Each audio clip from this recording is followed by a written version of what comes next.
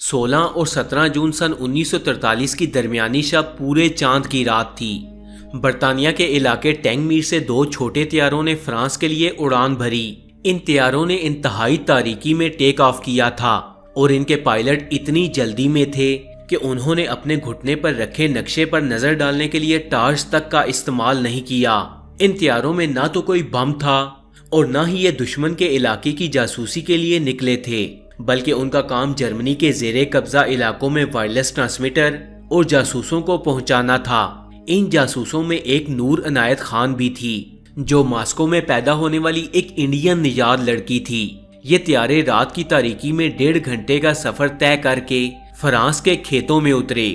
ان طیاروں کے اوپری حصے اور پروں کو اس طرح سے پینٹ کیا گیا تھا کہ رات کے اندھیرے میں ان طیاروں کو دیکھنا بہت مشکل تھا، اور یہ طیارے انگلینڈ کے بہترین پائلٹس اڑایا کرتے تھے۔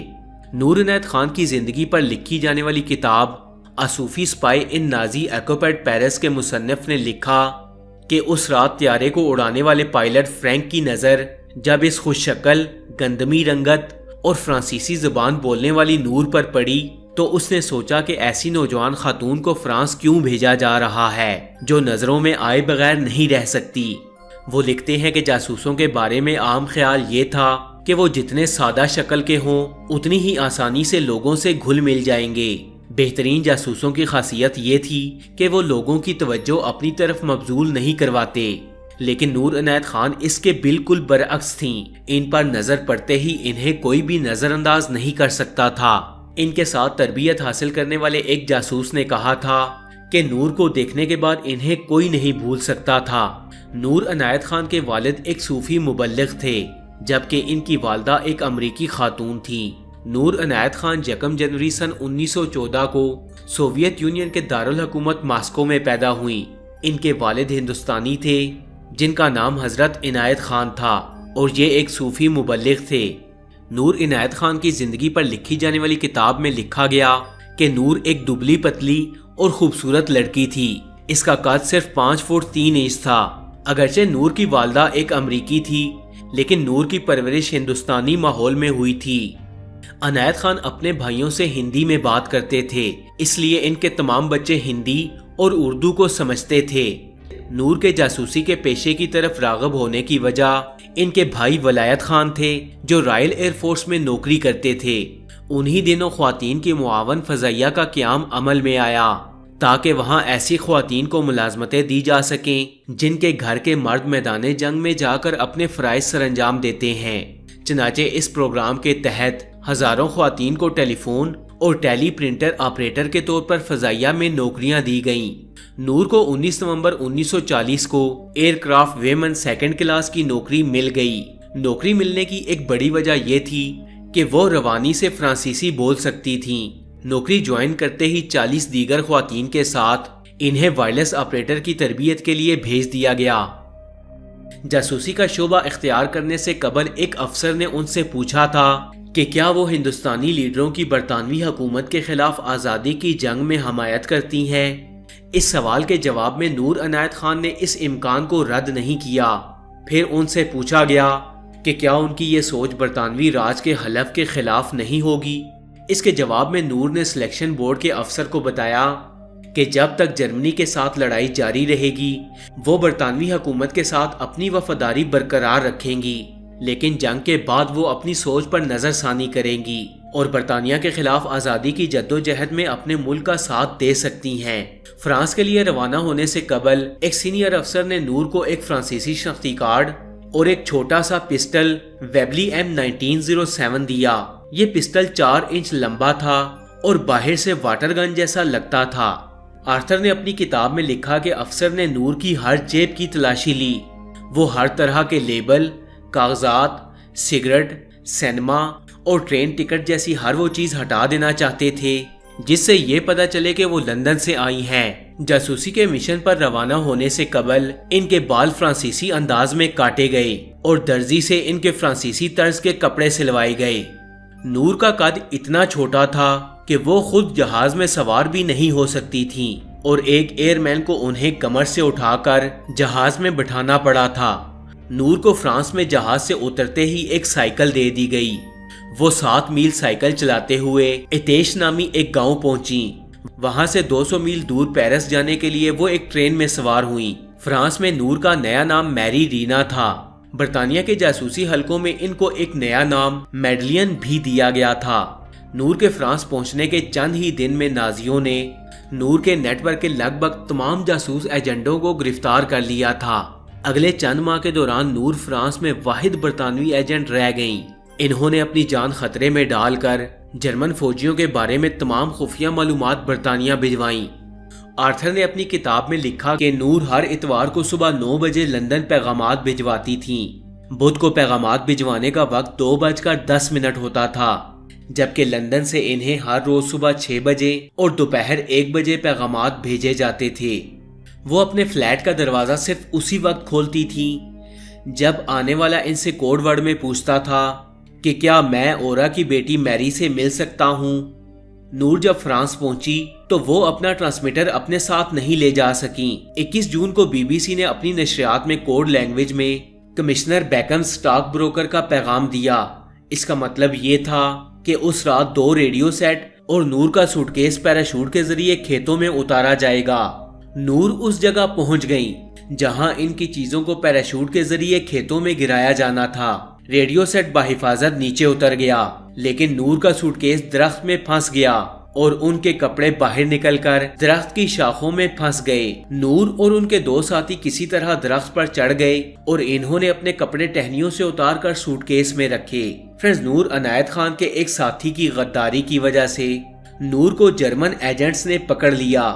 جس شخص نے انہیں پکڑا اس کا نام پیر کارتو تھا۔ جب انہوں نے اپنے فلیٹ کا دروازہ کھولا تو کارتو وہاں پہلے سے موجود تھا۔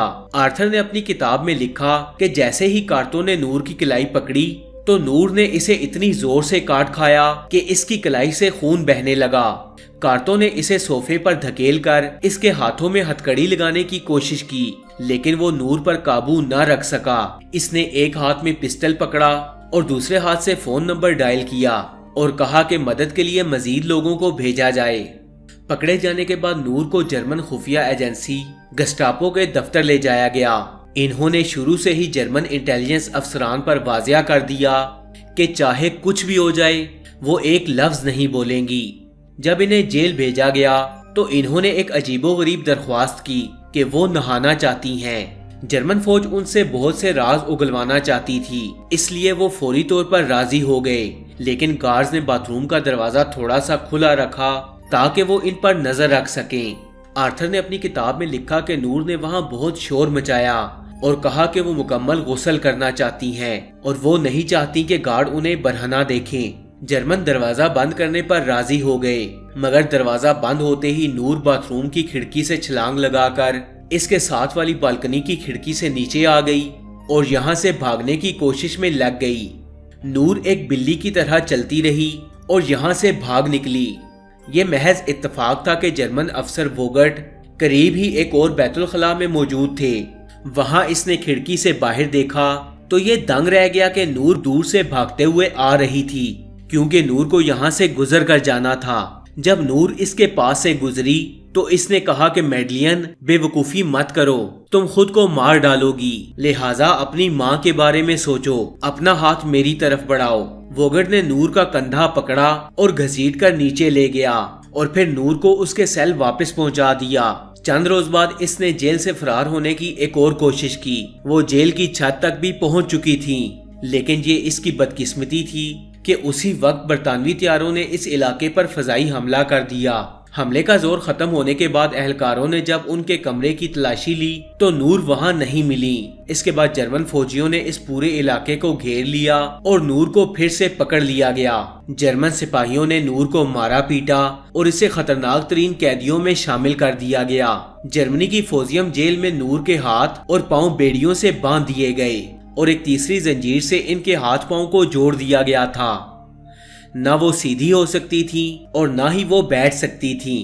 ان لوگوں نے اسے کئی دن تک بھوکا رکھا تھا۔ اسے کھانے کے لیے صرف آلو کے چھلکے اور گوبھی کا سوپ دیا جاتا۔ گسٹاپو نے انہیں ایک لمحے کے لیے بھی سکون سے نہیں بیٹھنے دیا۔